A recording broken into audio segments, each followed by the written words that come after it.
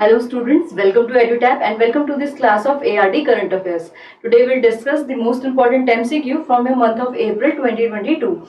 Now this video is second part of your April Current Affair. If you haven't checked the first part, I do recommend you to check the link. You'll find the link in the description. So let's start our class, but before that, do remember to subscribe to our YouTube channel and you will find the PDF of this video in our Telegram channel. So do join it. So let's start our class with our first question. Recently, in April 2022, Doodhvani, India's first dairy community radio, was launched in which of the following state? Your options are Punjab, Haryana, Gujarat, Kerala, Assam. And yes, the correct answer will be C. When we are talking about dairy and milk production, our highest milk producing state is Uttar Pradesh. And among all the options, the most option that can be the answer are Punjab and Gujarat because they significantly contribute in the milk production. So from these two options, see, whenever we are talking about the corporate market or milk related new incentive or schemes, usually Gujarat appears. So you can mark the answer Gujarat here. But if you want to clarify, if you want to be 100% sure about the option, you should know the current affair. So let's start this current affair and quickly look at it. So what happened? PM Narendra Modi recently launched or inaugurated Doodhvani, that is India's first dairy community radio in Gujarat. So the channel's name will be Doodhvani 90.4. Okay, it will be played in radio. It's a radio station, so that will be the frequency. So now what will be the aim? See, when we are talking about agriculture, there are many sources where farmers will find relevant information.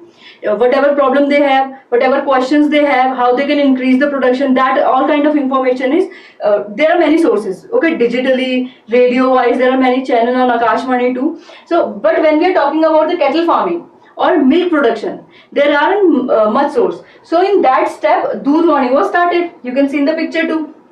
Okay, so the aim here is clear. What is the aim? To provide essential scientific information related to animal husbandry, especially to cattle that are involved in milk production. Okay, now who established this particular radio? See, PM Narendra Modi inaugurated it. Who established it? That is Banaskantha District Cooperative Milk Producers Union, that is Banas Dairy. And this particular dairy is Asia's biggest dairy. Okay, so I hope everything is clear from this current affair. Do remember the name of the channel, who inaugurated the channel, who established the channel, and also it's the first community radio station related to animal husbandry. Okay, so let's move to our next question. Recently in April 2022, EPIDA signed MOU with Dash to boost export value chain. So whom they signed MOU with? NABARD, FAO, CSIR, both ANC, that is NABARD and CSIR, or NRDC. Yes. For this, you'll have to remember the agency, okay, and that agency is your NRDC. Now let's quickly take a look at this particular current affair. So what happened? EPIDA, okay, that is your Agricultural and Processed Food Product Export Development Authority. They signed a MOU with whom? NRDC, that is your National Research Development Corporation. Okay. EPIDA comes under the Ministry of Finance and Ministry of Commerce and Industry, and your NRDC comes under the Ministry of Science. Okay, now why they signed the MOU? To understand that, you have to understand the working and whatever these two agencies do. So what EPIDA do? As the name suggests, see, EPIDA is related to processed food product export and agricultural food product export. So EPIDA is related to export of the agricultural and processed product. Talking about the NRDC boost, okay, or give a stage or platform to the technology, newly launched technology, to benefit all the people, not only farmers, all the people that they involve with. So with MOU, what they'll aim? They'll try to boost new technology in field of agriculture that will help boost the export chain. Okay, now talking about the objective here is to focus on the climatic resilient related to zero carbon emission. Okay, how they will achieve that? See, NRDC knows some techniques and EPIDA have developed some techniques that are low cost, that are environment friendly, that are user friendly. So NRDC will boost these technology, and this will further help in the export of the food products. Okay, so there was not much to discuss. I hope you will remember it. If you have to remember the important things, do remember the involved agency in the MOU and what is the aim. Question can be asked directly from the here. Okay, now let's discuss our next question. Recently, in April 2022, Union Agriculture Minister inaugurated a new portal for what? Quicker pesticides registration. The name of this portal is, your options are crop, PQIS, PQMS, EPRS or none of the above. Yes, try to guess it and your correct answer will be very good. It will be crop. Okay, now what is crop and what is this particular current affair? See, our agriculture minister, Union Agriculture Minister, he inaugurated two new portals. Okay, and these portals were, first of all, crop, that is your comprehensive registration of pesticides, and the other one is your plant quarantine management system. Now, what is the aim of this launch? See, as the name suggests, comprehensive registration of pesticide. So, quick registration of pesticide. We want to shorten the process, okay, or the time involved in the registration of pesticide. We want to shorten it. So, crop was launched for that, and PQMS was shortened to plant quarantine management. Okay, it will help boost our export chains again. See, very easy, very clear. So, and these two are redeveloped application. There was some already ongoing application for PQMS. It was PQIS. That is your plant quarantine inspection system. Okay, so that was redeveloped as PQMS.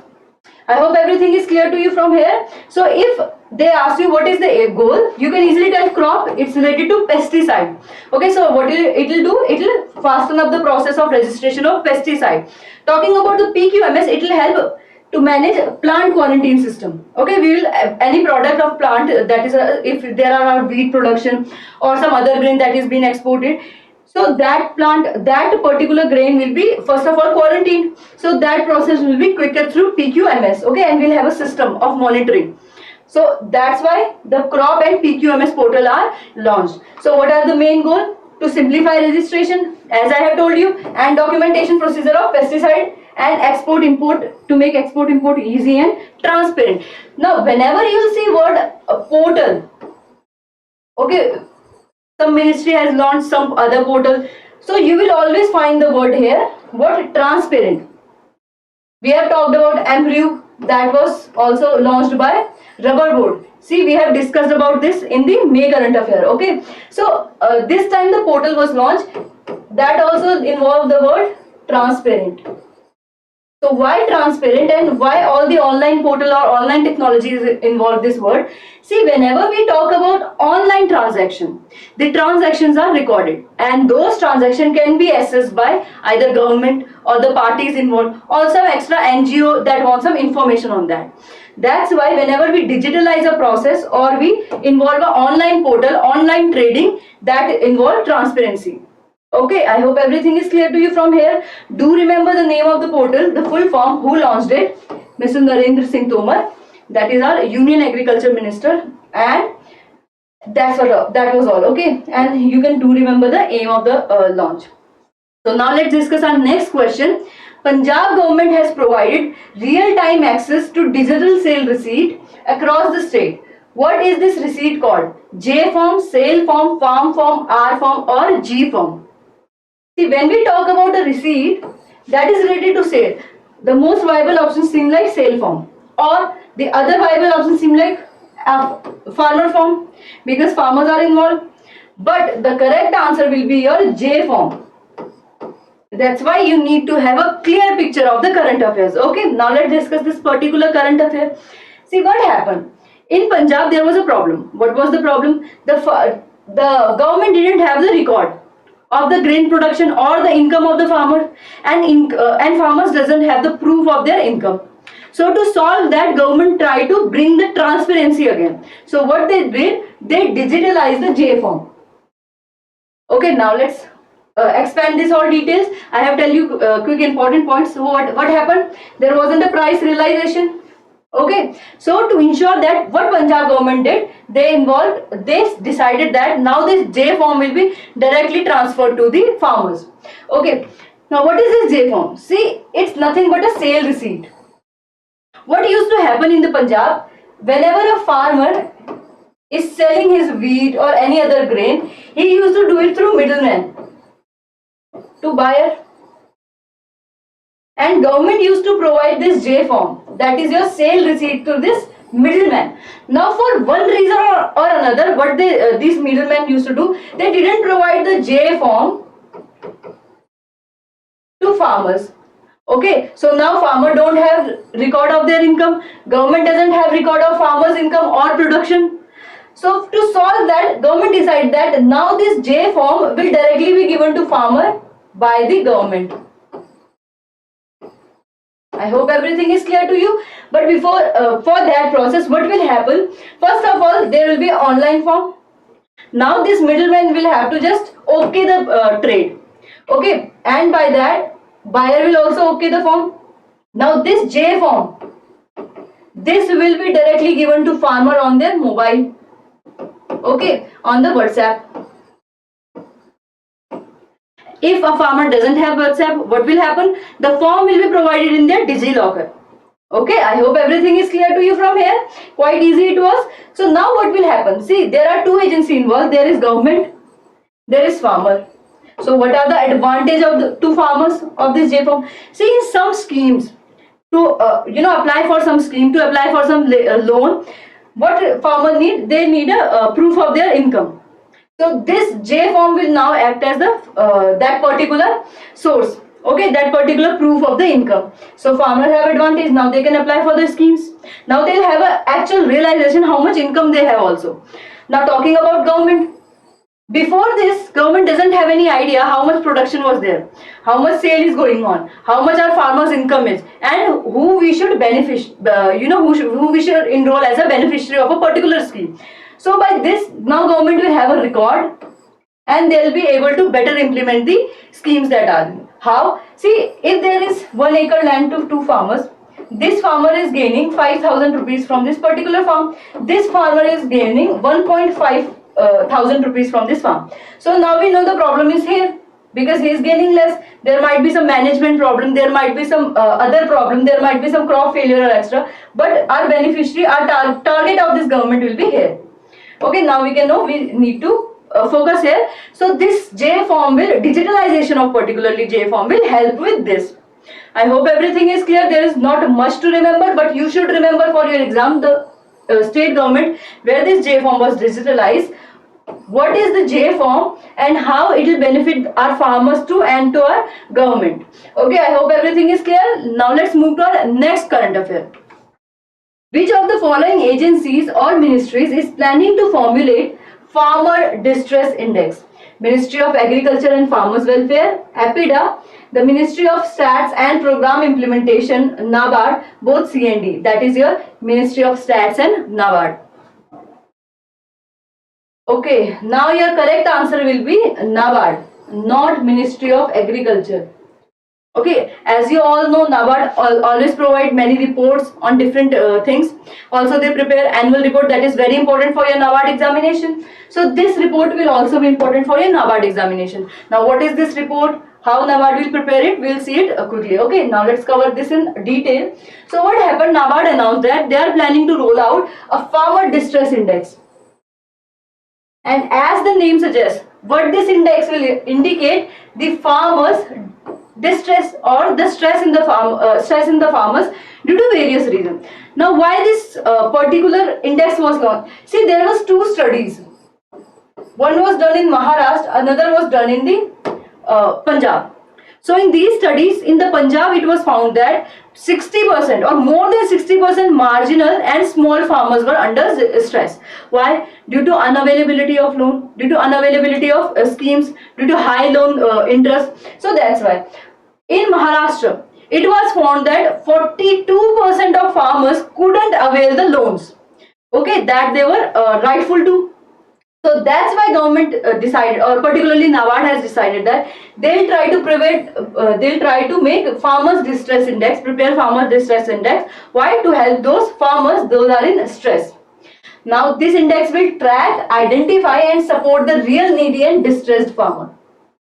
Okay, now let's talk about, we have discussed quickly what this particular index will do, how this distress index will be prepared, what will be the characteristics. Let's discuss that now. Okay, now talking about the farmer distress index, first you have to understand that this will be a non-uniform index. It won't be uniform in all the state, all the district of India. See, what will happen in this index, First of all, government will provide the farmer distress index on two levels, on individual level and on district level. How they will calculate? They'll see how much farmers production is, individual production of farmer is, how much a district is producing. Okay, what are the incomes of the farmer, what kind of crop they are growing, how much is the frequency of the crop failure. Okay, that kind of data, how much irrigation, how much area is under the irrigation. By that they will know that if state 1 or the district 1 is more distressed than state 2, maybe due to various climatic condition or management condition or due to any reason. But if the government understand that in district 1 the farmers are in more stress, the government or the NABARD will focus here too. Okay, what they'll do we'll further discuss, but first of all it will be non-uniform. In more stress district or to more stressed farmer, more benefit will be availed. Okay, to less stressed farmer, less benefit will be availed. Okay. Now, how this report will be prepared? How we will know that our farmer are in distress and how much distress they are in? So this report will integrate the data on climate. See, your climate affects the farmers. How? The climate affect the crop directly and the crop distress the farmers. So climate, debt burden. What is debt burden? See, if our farmer already has debt on their name, now they can't avail more loan or they can't avail more debt. So that's why government will calculate if our farmer will be able to get rid of the already existing burden through a particular financial year. Then agriculture commodity. What kind of commodity is being traded? How much is this particular commodity or agriculture commodity is being produced? Okay, that much will be calculated and this data will be integrated to prepare farmer distress index. Now this report will also calculate some variables. What kind of variables? First of all, monsoon. What in monsoon? How much rain intensity was there? How much frequency of rain was there? That all will be calculated because our rain, see, most of our farmlands are under rain-fed condition. So monsoon directly affect those areas. So the monsoon will be checked too. Then drought. If monsoon is not enough, it will cause drought. If monsoon is too much, it will cause flooding condition. Those two put our farmer in distress. Next, temperature. If temperature is increased too much, it will cause stress to our crop. Low production will happen because of that, and due to which farmer will be stressed again. Soil moisture. Again, if rain is not there, soil moisture directly affect the quality of the crop. Then irrigation. How much area is under irrigated condition? Irrigation is very important because it ensures the water source to the plant. Okay. Then the marketing opportunity. See what happened in some state, the only option farmers have is MSP because there are not very much private players in the market. Okay, so farmers rely on government to provide them MSP for their crop. So marketing opportunities will also be accessed. Okay, now let's discuss what happened once this all farmer distress is calculated. So what will happen? See, if we know our farmer one, as we have discussed, is under more stress, so government will provide them more relief. How this relief will be provided? So it will be provided in various forms. See, there can be a loan waiver. Government can change the interest rate for loan, or government can completely get rid of the of a particular loan. Okay, that kind of measure will be taken depending on the distress index. If the farmer is too much stressed, how? Because he is not able to get rid of the debt burden, so government can waive it. Or if due to the high interest rate, the farmer is not able to get rid of the burden, government will lower the interest rate. Okay, that kind of thing. Monitor farmer stress. When we calculate the distress index, it will directly indicate how much stress is there to our farmers. We'll be able to help them quickly and also to mitigate, formulate the mitigation measure. It means to provide relief from the stress to our farmers. Government will take the measure.